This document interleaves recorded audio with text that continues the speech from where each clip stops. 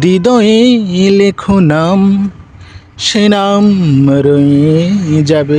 এই কথাটি বর্তমান সময়ে কতটা সঠিক এটা বলতে পারবো না, তবে সুপারি গাছের লেখো নাম সে নাম রয়ে যাবে, এই কথাটি যে 100% সঠিক সেটাই যে দেখুন প্রমাণ।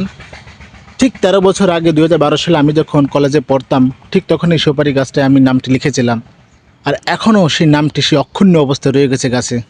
এই যে দেখুন আমার নামটি লিখেছিলাম, হয়তো এখনও একটু শ্যাওলা পড়ে গেছে গাছে। এই যে দেখুন, এই যে স,